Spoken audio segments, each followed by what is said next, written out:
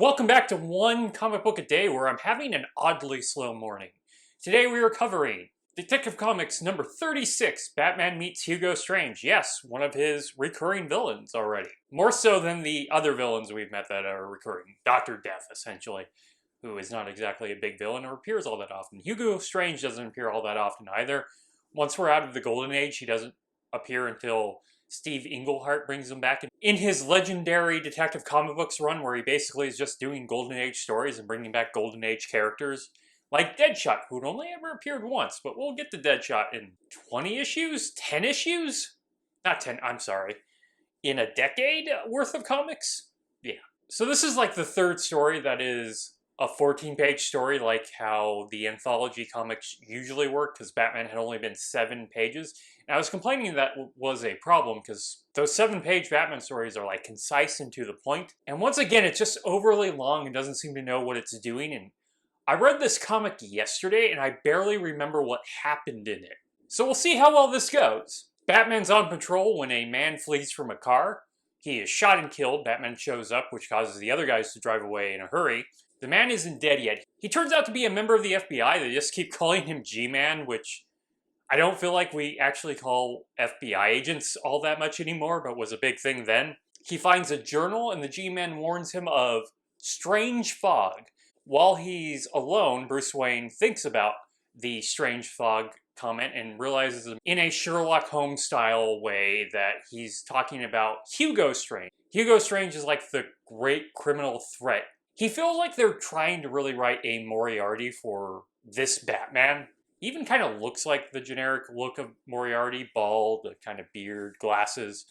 He's a scientist, not a psychiatrist yet, and is just able to do pretty much anything, so he's kind of a Luthor Ultra-Humanite as well. They really love mad scientists at this time. I miss the vampire villain. Strange's henchmen get back and tell him that they ran into Batman. Strange is not happy they didn't deal with Batman because he actually sees Batman as a legitimate threat. Like, who doesn't see a guy dressed as a bat as a legitimate threat? If I ran into a guy dressed as a bat on the street, would think he was a threat and try to stay away from him at all costs. Turns out Strange has kidnapped a man named Henry Jenkins, who is an electrician, and with his electrical know-how, he builds a fog machine. So he creates a massive fog that goes across New York. I don't think it's actually said here, but we have to assume it's New York. It's not Gotham yet. It's so foggy, his criminals are able to commit crimes and the police can't see them. Like, they run into the bank and then run out of the bank and they lose them immediately. Batman confronts the henchmen while committing a robbery and just starts beating the crap out of them.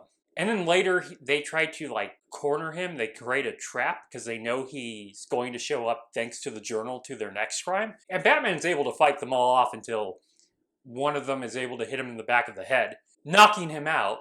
So they take him to Hugo Strange, which then this solves a massive problem for Batman. They take him right to the villain. Hugo Strange sets up a torture trap, but it's nothing as fun as the Frenchman did like an issue ago. He just gets bound and whipped. But he only takes one lashing before he breaks his bind somehow. Strange tries to run for it. Batman frees Henry Jenkins and just breaks the fog machine, fixing everything. And then he confronts Hugo Strange in a fight where he wrestles him and is able to take him down pretty easily because he's just a mad scientist. He shouldn't be able to fight a guy who is trained for this his entire life. Once he's put away, Bruce Wayne has like a wondering if he's going to be back again, and then we see Hugo Strange in prison, sort of plotting that he will get revenge. There was probably more that happened in that comic book, but like none of it was really necessary, and I don't remember it very well.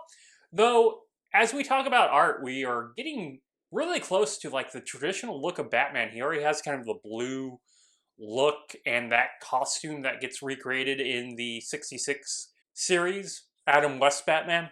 It's nearly there. We're trying to perfect the look, and this is like a first or so draft. Even though if you've ever seen the first draft of Batman, he's in a red costume with yellow hair. So I'm not enjoying these now that they've hit the 14-page mark. It doesn't feel like Finger or Gardner Fox really knows how to deal with that amount of pages. Like, they had it so well in the beginning. It's fascinating how quickly this has turned downhill. Okay, that is it from Batman number 36. If you like this video, please like and subscribe. Hit the bell icon to get notifications when a new video goes up. I do this Monday through Friday, but usually Monday through Thursday I'm covering a Superman comic, like I did here with Batman. And join us next time. Same Bat Day, same comic book channel. Bye!